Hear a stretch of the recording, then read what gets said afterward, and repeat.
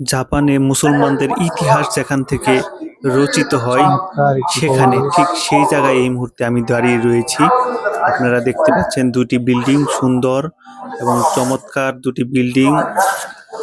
এটি জাপানের প্রথম মসজিদ। মুসলমানদের প্রথম সিজদা দেওয়ার আনুষ্ঠানিক স্থান হলো এই কোবে মসজিদটি। এটি জাপানের প্রথম মিনার। জাপানে মুসলমানদের ওই ঐতিহাসিক সূচনার মসজিদটি সম্পর্কে চলুন আমরা বিস্তারিত জেনে নিই এখন। এই মুহূর্তে রয়েছি জাপানের সবচেয়ে মুসলমানদের ঐতিহাসিক হিস্টোরিক্যাল প্লেস, মুসলমানদের সবচেয়ে মাইল ফলক স্থান কোবে মসজিদ। এটি জাপানের প্রথম মসজিদ। আমরা জুমা নামাজ পড়ার জন্য এখানে এসেছি।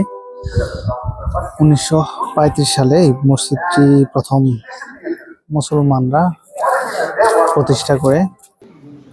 1928 সালে এই মসজিদের নির্মাণ কাজ শুরু করা হয়।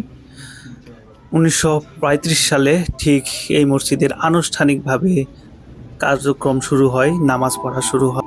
এই মসজিদটি নিয়ে বলতে গেলে দীর্ঘ ইতিহাস রয়েছে। এটি একটি ঐতিহাসিক মসজিদ, জাপানের প্রথম মসজিদ। এটি স্থাপত্যশৈলী জাপানের একটি অনন্য নিদর্শন মসজিদ।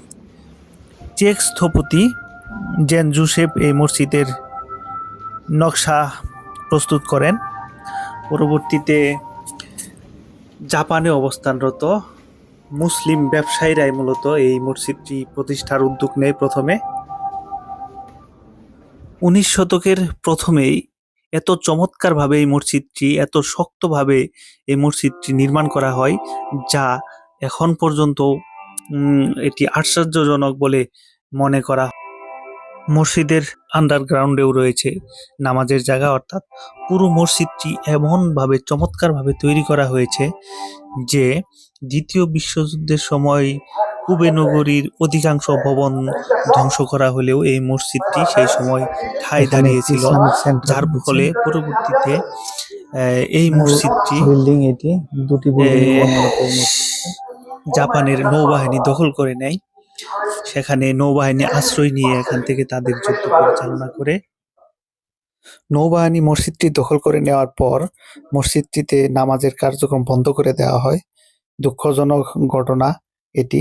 পরবর্তীতে অবশ্য দ্বিতীয় বিশ্বযুদ্ধের পর আবার মসজিদটি মুসলমানদের কাছে হস্তান্তর করা হয়। 1928 সালে মসজিদটি আনুষ্ঠানিকভাবে নির্মাণ কাজ শুরু হলেও মূলত এই মসজিদটি নির্মাণ করার জন্য মুসলিম ব্যবসায়ীরা, অর্থাৎ রাশিয়া থেকে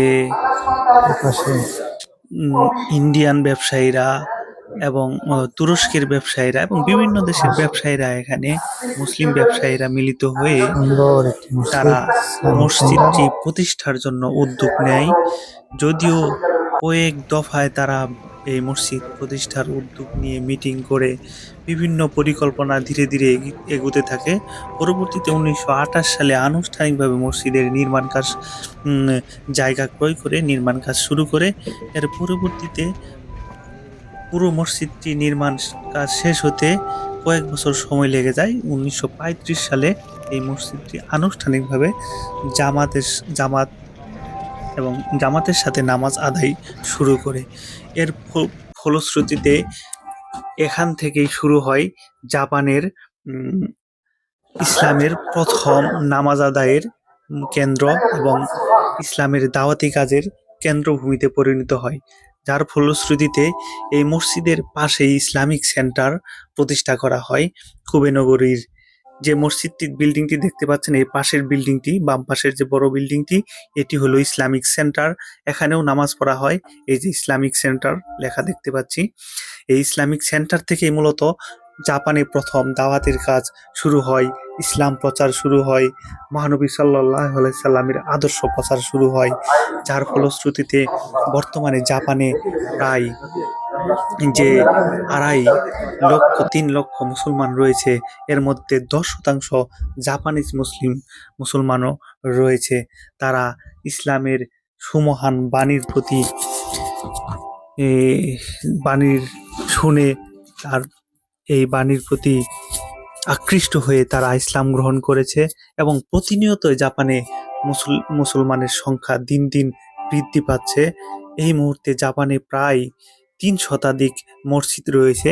প্রায় প্রতি মাসেই জাপানের বিভিন্ন জায়গায় নতুন নতুন মসজিদ প্রতিষ্ঠিত হচ্ছে। এগুলো বিভিন্ন দেশ থেকে আগত মুসলমানরা তারা তাদের দ্বীনের খেদমতের জন্য ইসলামের সুমহান বাণী জাপানিজদের মাঝে প্রচার করার জন্য এই মসজিদ নির্মাণ কাজ অব্যাহত রেখেছে মুসলিমরা, যার কারণে দিনে দিনে জাপানে বৃদ্ধি পাচ্ছে মুসলমানদের সংখ্যা। এই যে দেখা যাচ্ছে ইসলামিক সেন্টার পূবে। যাই হোক, যেটা বলছিলাম, এই যে আমরা আজ শুক্রবার জুমার নামাজ পড়ার জন্য এসেছি, পার্কিং পুরোটাই নামাজের জন্য জায়গা করে রাখা হয়েছে, কারণ এই জায়গাটি এই কিছুক্ষণের মধ্যেই এই জায়গাটি কানায় কানায় পরিপূর্ণ হয়ে যাবে, কারণ মূল বিল্ডিং মসজিদ এবং ইসলামিক সেন্টার পুরোটাই পরিপূর্ণ হয়ে গেছে মুসল্লিতে। এখন এই যে দেখতে পাচ্ছেন সবাই পার্কিংয়ে, অর্থাৎ গাড়ি যেখানে রাখা হয় সেই জায়গাটি এখন নামাজের জন্য প্রস্তুত করা হচ্ছে।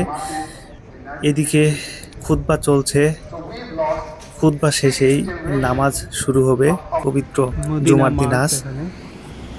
যেটা বলছিলাম, কুবে শহর জাপানের বন্দর নগরী ওসাকা, বাণিজ্যিক নগরী ওসাকা এবং কুবে, এই দুই শহর মিলেই মূলত জাপানের প্রধান ব্যবসা বাণিজ্য গড়ে উঠেছে। এই বাণিজ্যিক নগরীতেই মুসলমানরা ব্যবসা বাণিজ্য করার জন্য এসেই এই মসজিদটি নির্মাণ করে। পরবর্তীতে এই মসজিদ থেকেই পুরো জাপানে ইসলামের প্রচার এবং প্রসার শুরু হয়। দেখতেই পাচ্ছেন মসজিদের দোতলায় রয়েছে মহিলাদের, দোতলা পুরোটাই রয়েছে মহিলাদের নামাজের জায়গা, আর অন্য সব ফ্লোরই পুরুষদের জন্য। নামাজ শেষে এখন সবাই দেখতে পাচ্ছি বাইরে বের হয়ে এখন সবাই একে অপরের প্রতি খোঁজ খবর নিচ্ছে। প্রচুর লোক সমাগম হয় প্রতি শুক্রবার এখানে, দর্শনার্থী এবং পর্যটকরাও আসে। যে দেখতে পাচ্ছি এই মসজিদটি দেখার জন্য, অর্থাৎ ইসলামের ইতিহাসকে দেখার জন্য, ইসলামের জাপানের যে সূচনা লগ্নের ইতিহাসটি দেখার জন্য, ঐতিহাসিক মসজিদটি দেখার জন্য নানান প্রান্ত থেকে এখানে পর্যটকরা চলে আসে এই মসজিদটি দেখার জন্য। এই যে জুমার নামাজ শেষে এই মুহূর্তে সবাই যার যার কুশল বিনিময়ে ব্যস্ত। দেখতে পাচ্ছি রাস্তার পাশে দাঁড়িয়ে মুসল্লিরা একে অপরের খোঁজ খবর নিচ্ছেন। আজ এ পর্যন্তই, দেখা হবে আবার অন্য কোনো ভিডিওতে। আল্লাহ হাফেজ।